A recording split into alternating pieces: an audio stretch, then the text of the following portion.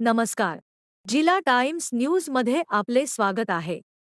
कल्याण अहिल्यानगर या महामार्गावर उभा आहे, डीमार्टच्या बाजूला. मागील 5 दिवसांपासून इथं महानगर गॅसचं काम चालू आहे. ते काम रेजेन्सी या ग्रुपने त्यांच्या आतमध्ये टॅपिंग मारण्यासाठी हा रस्ता खोदलेला आहे.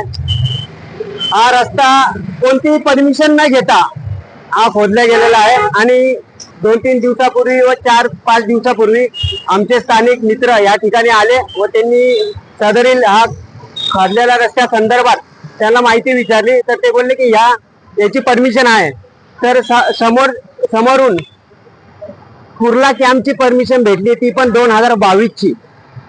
म्हणजे रेजेन्सी ग्रुप हा बिनधास्तपणे लोकांच्या डोळ्यात धूळ टाकून काम करतोय. पण आता वेळ तशी राहिलेली नाहीये. त्यांनी मागील 10 वर्षापासून ते बिनधास्त सर्रासपणे काम करत होते. सर्रासपणे कुठं खोदायचं असेल किंवा काय काम करायचं असेल त्यांना कोणी विचारणार नव्हतं. पण आताची पिढी तशी नाहीये. आता तुम्ही केलं तर समोरचं कार्य बोलणारी आताची पिढी आहे. तर माझं उल्हासनगर महानगरपालिकेला देखील हेच म्हणणं आहे की तुम्ही मागील 20 दिवसापूर्वी आमच्या गावातील बेरोजगार पोरांच्या तुम्ही टपऱ्या तोडल्या. त्यांना न कळवता न सांगता त्यांच्या आतमधला माल तुम्ही सगळ्यांनी तो उद्रेक पाहिला असेल. आमच्या एका अपंग बांधवाच्या हाताला लागलं तरी देखील त्याच्या टपऱ्यामध्ये जेसीबी घालून ती टपरी बाहेर काढत होते. तेव्हा महानगरपालिकेला दिसलं नाही. पण आता हा रस्ता MMRDA रस्ता महानगरपालिकेला वर्ग केलाय, तेव्हा महानगरपालिकेने कारवाई का नाही केली? जर आमचं एकच म्हणणं आहे महानगरपालिकेला पण, या ठिकाणी मी मागील 5 वर्षांपासून हा डीमार्टच्या इथं डाव्या साईडला MIDC या ठिकाणी जायला रस्ता आहे. इथं स्पीड ब्रेकरची मागणी करतो मी 5 वर्षापासून. पण मी PWD कडे गेलो 5 वर्षापूर्वी, तर PWD वाले बोलले की MMRD कडे गेलो तर MMRD बोलले उल्हासनगर महानगरपालिकेला वर्ग केलेला आहे. जर 5 वर्षासाठी जर मला गतिरोधक देण्यासाठी यांनी 5 वर्ष लावली, जर भविष्यात इथं अपघात झाला तर आम्ही कोणाकडे जायचं? ग्रामपंचायतकडे गेलो तर ते बोलतात आमचं काम नाहीये, हा उल्हासनगरचं काम आहे. जर काही न परमिशन घेता हा उल्हासनगर महानगरपालिकेमधला रेजेन्सीवाला महानगरपालिकेचा गावही आहे का? त्याला सर्रासपणे तर बिना परमिशन कुठेही काय पण खोदू शकतो आणि मला इथं गतिरोधक टाकू नाही शकत. तर माझं एकच म्हणणं, जर 4 दिवसात जर याच्यावर जर कारवाई नाही केली महानगरपालिकेने तर सदरील विभागात येऊन आम्ही त्या कॅबिन मध्ये येऊन धरणे आंदोलन करू.